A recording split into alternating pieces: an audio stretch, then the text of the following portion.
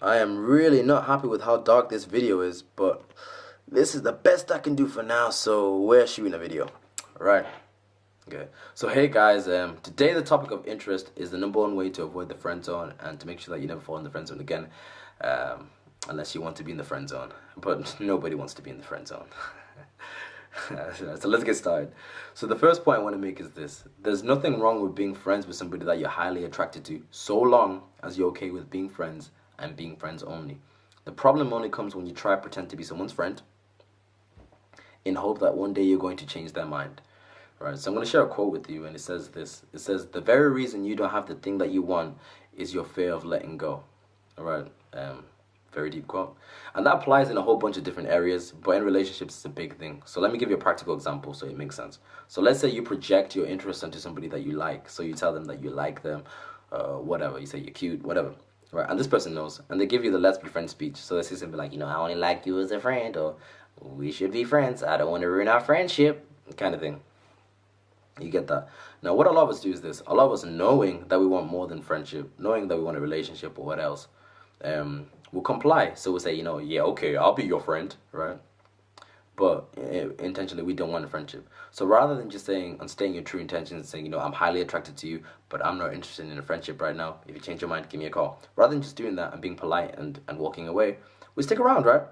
But the problem with sticking around is we stick around with ulterior motives, right?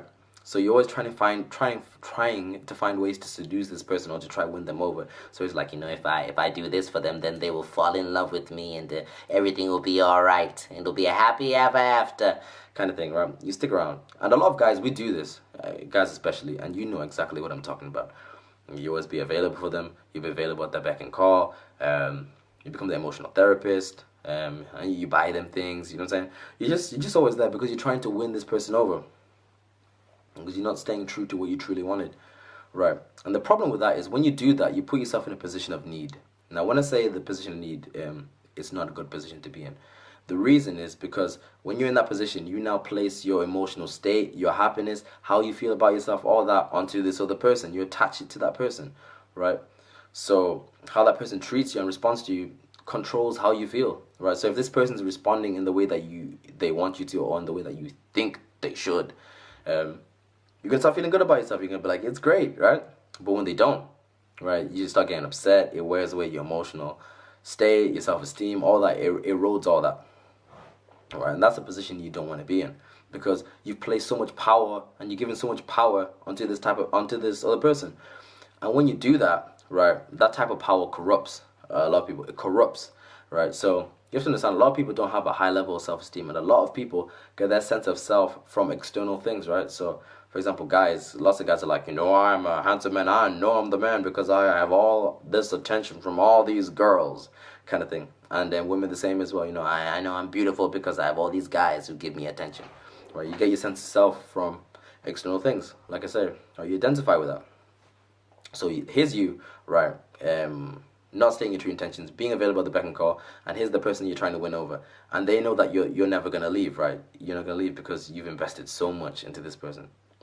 That if this person gets a sense of self from external things or from the attention that you give them, right, what you're doing, always being available, feeds the ego, right? So you're buying them things, serenading them, giving them attention, makes them feel good. So they'll keep you around, right? They'll keep you around, and because it feeds the ego. And a lot of people aren't aware that they're doing this. And it's not to say that this person's a bad person. It doesn't mean that. It's just what it is, right? So you being around, available, makes them feel good. So they'll keep you around, right? Because if you the ego, it makes them feel good, and eventually you'll get close. Maybe they'll even throw a few signs in there just to to keep you interested, to make you think like, oh, it's going good, right?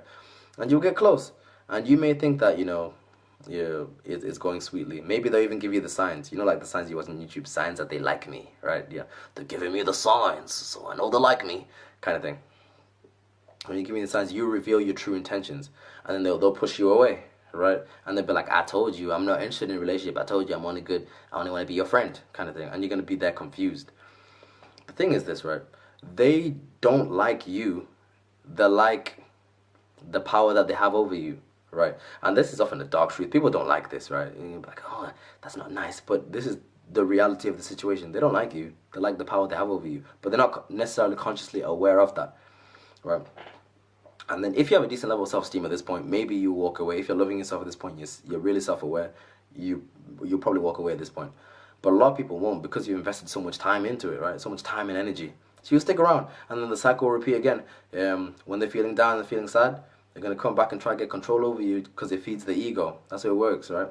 Right, and then once again you get close again, you reveal your true intentions, they push you away, it goes bad, right? You feel bad about yourself. And the cycle begins over and over again. And that's not because the other person's a bad person, like, oh no, they're bad, they just used me. That's not what it is. There may be some truth in that, but the reality is you didn't stay true to what you truly wanted, right? You stayed with ulterior motives, and you gave them all that power over you. So this isn't just about the friend zone and everything. This is about life. When it comes to life, I want you guys to go in the direction of the things that you want and staying true to that. So when it comes to relationships, if you don't want friendship, right, and you're not okay with just friendship, you move away. Because when you stick around, right, and you invest so much time into this person and this person's around, what you're really doing is you're stopping other good people from coming into your life. Like the quote said, your very fear of letting go is stopping you from getting the thing that you want. So you being attached to this person is stopping people from coming in, because this person is taking up space, right? There are lots of other people who give you the attention and the love that you want, but you're so attached to this person, right? And oftentimes we attach ourselves to people because we feel like there's nobody else like them, or they push our emotional buttons in a way that nobody else can push them, kind of thing, right? They are the one, kind of thing. And you have to understand that that may be true that they push your buttons in an amazing way, but there are loads of other people who can push your emotional buttons in the same way, or in another way that will make you feel even better. You know what I'm saying? I've to understand that like 8 billion other people out there in the world. So the chances of you finding somebody who's gonna like you and push your emotional buttons in the way that you want them to is very high. You know what I'm saying? The odds are in your favor, right? So you need to understand, you need to let go of this person. And I'm saying this out of love. You can have the very thing that you want, but you have to understand, you have to be willing to let things go. So you have to be willing to let go of the good to get the great, right? I saw that quote on Instagram. But that's really what it is. I don't think there's really anything else I can really add to this video. So that's the situation. So if you don't want friendship, don't stick around, right? You move on, you be polite, and you go find the thing that you want. Because you have to remember, right? You have to ask yourself, when you're sticking around, are you behaving in a way of a person who views themselves as a catch? And oftentimes the answer is no. You're not viewing yourself, you're not acting in a way of a person who views themselves as a catch. That's why you stick around. A person who's a catch only asks once. A person who has options asks once. And if the person isn't able to comply or give them what they want, they move away and they find somebody who can, right? So that's really the video of the day, guys. And please leave your comments, thoughts, feelings below, and let's talk. And that's it, guys. I'm out. Goodbye.